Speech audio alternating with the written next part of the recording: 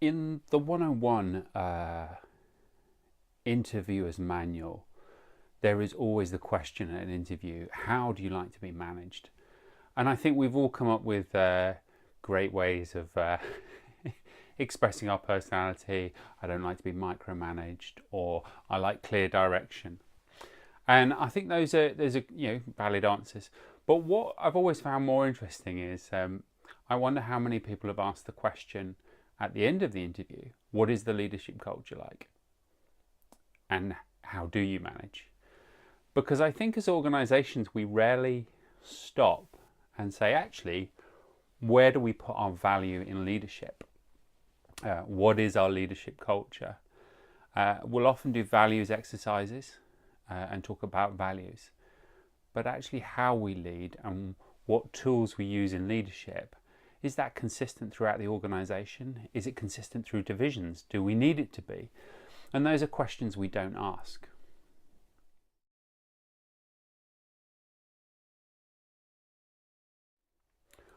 When I look at leadership culture, I like to think of almost the diametric opposites.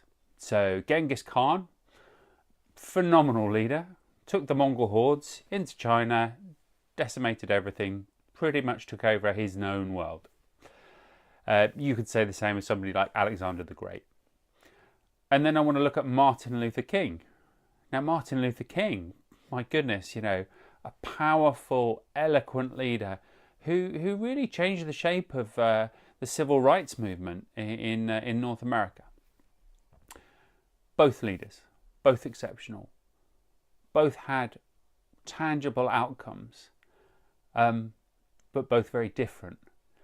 And what I'm keen to do with organisations and what we do at ALLPS is actually look at the organisation and say, okay, do you want Ghengis Khans or do you want Martin Luther Kings? Or actually, do you want an authentic articulation of leadership in your organisation, so that when somebody gives you the answer to the question in the interview of, I don't like to be micromanaged, you can actually drill a bit further. Go, well, what does that mean? Do you want empowerment or do you want abdication?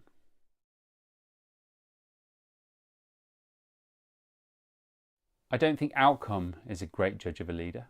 I think there are lots of great leaders who've had terrible outcomes, both for their own community, but more often than not, we see for other people's communities.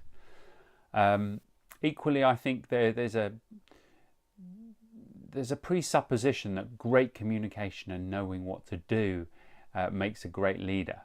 And I would say most of the despots of the 20th century had those two things going for them. So maybe that's not a model that, on its own is strong enough to lead an organisation, with the subtlety that modern society requires. I think, when people ask me who my great leaders are, they're always surprised to hear that Rosa Parks sits in my list of great leaders. And I've always put that down to, she just had a personal moral courage that shifted the barometer or the thermostat on the civil rights movement in a way I don't think even she could have expected. In fact, interviews with her say she didn't.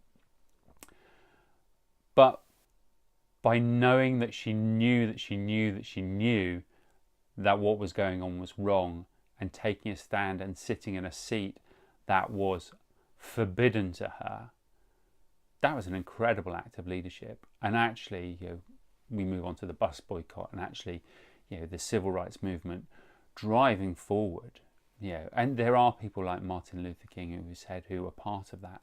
But for me, Rosa Parks stands out as a very unique type of leader. I can think of perhaps Mother Teresa as similar in this personal will and example that just shifts the barometer for a culture. And I think if you can embed that into your leadership model of that, it's you find happier organisations that are barreling forward at a rate of knots, because personal example is important, but it can be very, very quiet and understated. So at ALLPS we look to draw that out. We look to draw out what's important to your organisation and how appropriate is it to your mission and your vision. If you'd like to know more about how ALLPS work with leadership, explore our Exploding Leadership or our Exploding Leadership Plus courses.